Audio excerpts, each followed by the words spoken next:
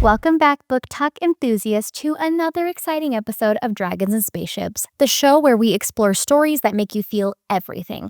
I'm your host, Brandi, and today we are heading deep into the wild, into a place that is as breathtaking as it is brutal. Our book this week is The Great Alone by Kristin Hannah. It's a powerful, heart-wrenching story of survival, love, and the unbreakable bond between a mother and daughter. This isn't just a story about life in Alaska. It's about what it means to be pushed to your limits, physically, emotionally, and spiritually, and what happens when isolation stops being peace and starts becoming danger. But before we head into the Alaskan wilderness, let's start with something a little softer, but packed with emotion. This week's trending read is The 7-Year Slip by Ashley Poston, the author of Dead Romantics. This one is a magical, time-bending love story about grief, fate, and the moments that change everything.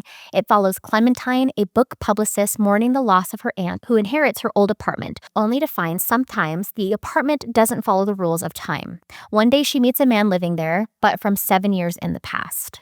Poston blends whimsy and heartbreak so seamlessly that you'll find yourself laughing and crying in the same chapter. It's tender, clever, and quietly hopeful, the kind of story that reminds you love and healing aren't bound by time. So if The Great Alone is about surviving the wilderness outside, The 7-Year Slip is about surviving the one inside.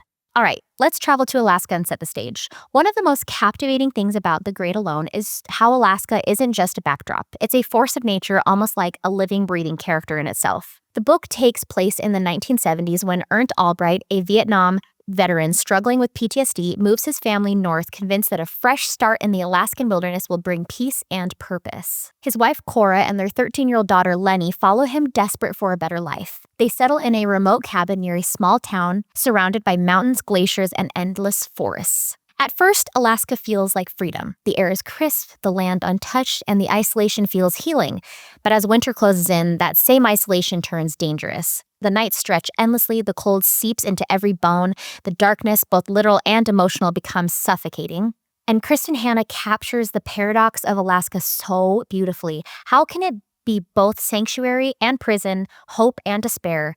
You feel the way the land mirrors the characters, wild, unpredictable, and capable of both beauty and destruction. At the center of The Great Alone is Lenny Albright, one of Kristin Hannah's most compelling protagonists. Through her eyes, we experience both the wonder and terror of the Alaskan frontier. Lenny is curious, bookish, and deeply empathetic. She is a girl who learns early that survival isn't just about building fires or hunting food. It's about understanding the people you love and the dangers that they can bring. Her father, Ernst, is a man broken by war. His time as a prisoner of war in Vietnam has left him scarred and unpredictable. He wants to protect his family, but he's also fighting an internal battle that he cannot win. Ernst believes Alaska will save him, but as the seasons turn, we realize that his isolation feeds his paranoia instead of healing it. Cora, Lenny's mother, is equally heartbreaking. She is a woman trapped between devotion and fear. Her love for Ernst runs so deep, maybe too deep, and that love keeps her tied to him long after she should have walked away. Cora's complexity lies in her contradictions. She's gentle but fierce, submissive but protective, fragile but capable of incredible strength when it matters most. And then there's the community, the heart of the novel's humanity. People like Large Marge, the big-hearted, gun-tooting former pilot who becomes a mentor to Cora, and Lenny and Tom Walker, a wealthy landowner who represents both opportunity and danger. The townsfolk are rugged, self-sufficient, and fiercely loyal, bound together by the understanding that in Alaska, you survive because of your neighbors, not in spite of them. What makes The Great Alone so memorable isn't just the setting or the suspense. It is the way it explores what it really means to survive. Yes, it's about enduring Alaska's endless winters and learning to live off the land, but the deeper survival story happens inside the Albright family, where love and fear exist side by side. Ernst wants freedom from a world that he has betrayed him. Cora wants freedom from fear, and Lenny, caught in between them, wants freedom to define her own life. Kristin Hannah uses Alaska as a metaphor for all of it. The wilderness becomes a mirror for the human spirit, harsh, unpredictable, and breathtaking, and capable of incredible resilience. There's also a deep thread of female strength in the story, how women find ways to endure, support each other, and rebuild even after everything falls apart. The women of the Great Alone don't just survive, they adapt, protect, and eventually reclaim power in a world that often underestimates them. Kristin Hannah's writing is nothing short of cinematic. You can see the snow drifting through the air, hear the wind howl through the trees, and feel the tension crackle in every conversation. She has this rare ability to make big, sweeping emotions feel personal. The relationships in this book, especially between mother and daughter, are written with such honesty and tenderness that it's impossible not to feel for them.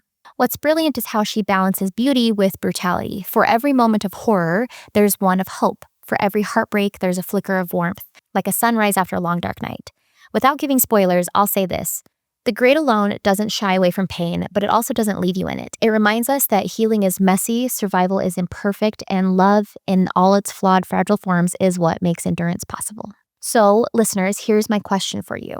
Would you have stayed and fought like Cora and Lenny, or would you have left to save yourself? And do you think love could survive when it's tangled in fear? But let's switch a little bit. In today's Dragon's Roar, we've got some exciting news for Kristin Hannah fans. Her beloved historical novel, The Nightingale, is officially getting a big screen treatment. The film, directed by Michael Morris, is set to release soon, and it's already creating major buzz in the literary and film worlds. If you're not familiar, The Nightingale is one of Hannah's most celebrated books, telling the story of two sisters in Nazi-occupied France during World War II. It's an emotional, powerful exploration of love, resistance, and the courage it takes to survive when the world is falling apart. And honestly, it's one of those stories that stays with you forever. This adaptation has been a long time coming, and given how beautifully The Great Alone captured readers' hearts, it's no surprise that The Nightingale is next in line. If you would like me to cover The Nightingale in a future episode, breaking down the story, characters, and the upcoming film, send us a message and let us know. All right, let's jump into this week's listener Q&A. This one says, Brandi, have you seen the new film adaptation of The Women in Cabin 10 yet? Yes, I have. And to be honest, it wasn't my favorite. The movie strayed quite a bit from the book, and some of the changes pulled away from the tension that made Ruth Ware's story so gripping. But I will say the parts that did stick to the source material were done really well, and Kiera Knightley absolutely nailed that unhinged, paranoid energy of Lo. She brought that character's unraveling to life and in such a captivating way. I would still recommend to go watch it because it's fun, but it's not quite as good as the book. But then again, it never is. The Great Alone is a story that lingers about how we survive the unthinkable and how we love people who hurt us, and sometimes the wildest places in the world reveal who we really are. If you haven't read it yet, I highly recommend it. It's emotional, atmospheric, and one of those stories that stays with you long after you have closed the book. Thanks for joining me for another episode of Dragons and Spaceships. Don't forget to subscribe, share the episode, and tag us with your favorite quotes from The Great Alone. Until next time, happy reading, stay curious, and may your TBR pile never stop growing.